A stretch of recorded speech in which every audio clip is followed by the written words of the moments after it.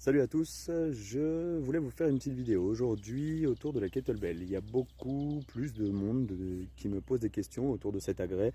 Qu'est-ce que c'est? Qu'est-ce que tu fais avec? Ça a l'air dangereux, etc. Donc je me suis dit que peut-être vous ouvrir l'esprit sur les bases et vous expliquer un petit peu qu'est-ce qu'il y a, qu'est-ce qu'on peut en faire. Ça pourrait peut-être ouvrir votre esprit à considérer cet outil qui est magnifique. Puis dans un second temps, bien sûr, pour ceux qui me suivent un petit peu, donc je suis inscrit au championnat du monde de jonglage sur la fin d'année. Donc voilà, ça pourra vous donner un petit peu des bases aussi sur ce que je fais et pourquoi pas poser des questions un petit peu plus précises si vous voulez vous intéresser et vous lancer là-dessus. Donc premièrement, c'est dangereux, oui et non. C'est comme si on demandait à un pilote de course, est-ce que c'est dangereux?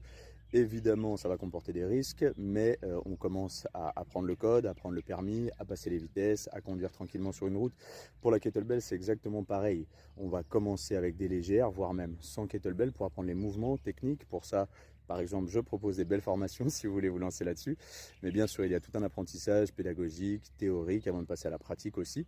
Et puis ensuite, toutes les étapes de poids, vous avez certainement vu si vous voyez un petit peu des vidéos en ce moment sur les réseaux ou si vous vous intéressez, il y a plein de types de couleurs et sur les kettlebells de compétition, les couleurs correspondent par exemple à des poids. Je vous montrerai ça après. Donc ensuite, il y a aussi plusieurs pratiques, plusieurs catégories de pratiques. La première, je vais vous montrer un petit peu des exemples juste ici. Vous avez le flow. Le flow, c'est un mot qu'on entend pas mal dans le fitness, où vous allez retrouver des mouvements, une suite de mouvements en fait, fluides, continus, où on va travailler sur tous les plans. Vous avez certainement entendu parler de l'animal flow, du yoga flow, du pilate flow, des choses comme ça. C'est pareil avec la kettlebell. On peut faire du kettlebell flow, ça peut ressembler à ça. Donc, vous prenez un poids, celui que vous voulez, il n'y a pas vraiment de contrainte sur la kettlebell, c'est ça aussi qui est bien. Et vous faites des mouvements, vous voyez, sans la lâcher, dans tous les plans. On va faire en haut, devant, en bas, on peut faire des planches, des pompes, etc. Ça, c'est vraiment le plus accessible et c'est déjà très varié, très complet, et pour la tête et pour le corps.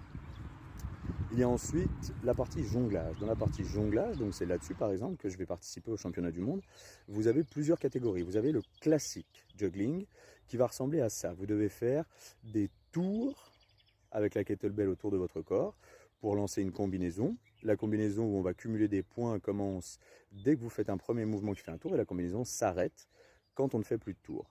Si on fait un flip, deux flips, trois flips dans le même mouvement, ça cumule plus de points. Pareil si on change les pieds, etc. Dans cette catégorie, le jonglage, on va avoir des poids différents. On va avoir deux catégories, amateur et pro. Et pour les femmes, en amateur, vous allez avoir 6 kg et 8 kg pour les pros. Et pour les hommes, 12 kg en amateur, 16 kg pour les pros. Vous voyez le code couleur ici par exemple, 8, 12, 16 et 20. Ça c'est international, le code couleur, il y a très très peu de changements pour que tout le monde puisse s'y retrouver.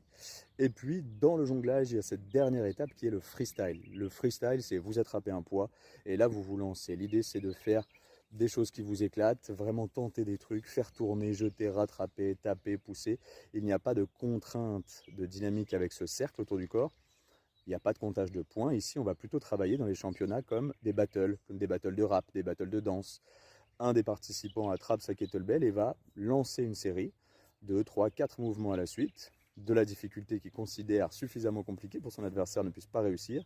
Si son adversaire réussit, à lui de jouer. Il propose une combinaison, et puis, si l'autre réussit, il propose une combinaison, jusqu'à ce que l'un des participants arrive à proposer un enchaînement trop compliqué pour son adversaire. C'est donc lui qui gagne la battle. Il y a une dernière proposition sur ce freestyle, c'est un seul mouvement. Bam, on fait le mouvement le plus fou qu'on arrive à faire. Si l'autre y arrive, même chose. À lui de proposer quelque chose. Il y a sur juge aussi. Je fais un mouvement incroyable. Les juges notent la créativité, l'amplitude, le nombre de tours, etc. Et c'est comme ça qu'on peut gagner. Voilà, j'espère que ça vous donne des bases sympas sur tout le monde de la kettle et ce qu'on peut en faire. Je ne suis pas revenu sur ce qui est classique, bien sûr. Vous pouvez aussi utiliser les kettlebells comme un halter classique presque pour la musculation, mais ça, moins de choses à dire. Le flow, le jonglage classique et le freestyle. Les trois catégories que vous allez pouvoir retrouver dans les championnats par exemple. Intéressez-vous à cet agrès, c'est une tuerie, on peut faire des tonnes de choses avec, adaptable à tous. Si vous avez des questions, posez-les moi, je réponds avec plaisir. Je vous propose même de découvrir si vous êtes dans mon coin avec grand plaisir. Contactez-moi et on en parle. Allez, à bientôt, prenez soin de vous.